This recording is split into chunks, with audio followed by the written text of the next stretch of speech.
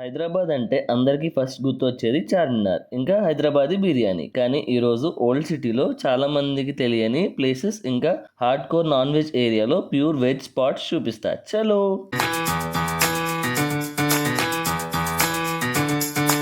1591లో కట్టిన ఈ చార్మినార్ హైదరాబాద్కి హార్ట్ లాంటిది. చార్మినార్ పైనుంచి చూస్తే వ్యూ ఇలా ఉంటుంది.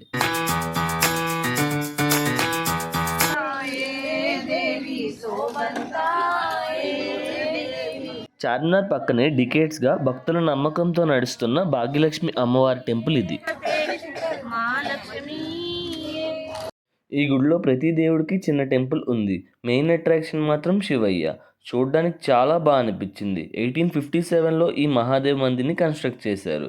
ఎంత క్రౌడీగా ఉన్న ఈ చార్మినార్ ఏరియాలో ఇక్కడ చాలా పీస్ఫుల్గా అనిపించింది. ఈ టెంపుల్ ఎగ్జాక్ట్గా చార్మినార్ పోలీస్ స్టేషన్ పక్కనే ఉంటుంది.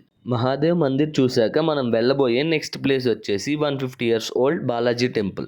చార్మినార్కి జస్ట్ 300 meters దూరంలో ఉంది. ఈ టెంపుల్ చాలా బాగుంది. అసలు వెంకటేశ్వర స్వామిని చూడడానికి 2 కళ్ళు సరిపోలేదు. వైకుంఠ ద్వార దర్శనం గురించి డెకరేషన్ చేస్తున్నారు ఈ టెంపుల్ అంతా. నాకైతే ఈ ప్లేస్ చాలా బాగా అనిపించింది. చాలా పీస్ఫుల్గా కూడా ఉంది. మీరు ఎప్పుడైనా ఈ ప్లేస్ని విజిట్ చేశారా? విజిట్ చేస్తే ఎలా అనిపించిందో కమెంట్ చేయండి. మనం నెక్స్ట్ చూడబోయే శివాలయం చార్మినార్కి గుల్జర్ హౌస్కి మధ్యలో ఉంది.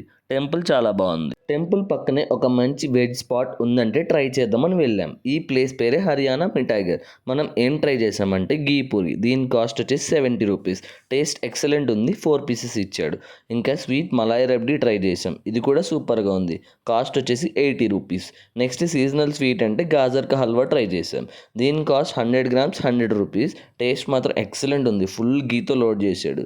ఇంత తిన్నాక అలా షుగర్ కేన్ జ్యూస్ తాగుతూ మనం వెళ్ళిపోదాం the most interesting place, Chowmahalla palace. ఈ ప్లేస్ చార్మినార్కి జస్ట్ 200 meters దూరంలో ఉంది.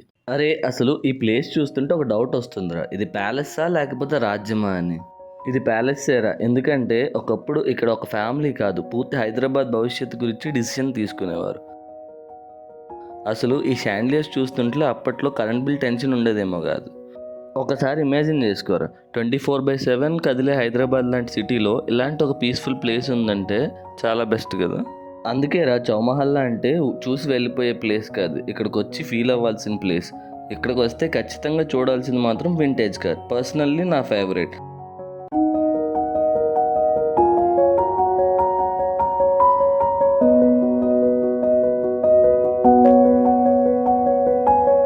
ప్యాలెస్ మొత్తం చూడడానికి 3 hours పట్టింది. ఇంత తిరిగాక ఆకలేస్తుంది కదా, అందుకే మనం వచ్చేసాం హోటల్ ఉడిపి ఆనంద్ భవన్. ఇక్కడ వెజ్ బిర్యానీ ఇంకా ప్లేట్ మీల్స్ ఆర్డర్ ఇచ్చాం. టేస్ట్లో బిర్యానీ సూపర్ ఉంది. Meals okay.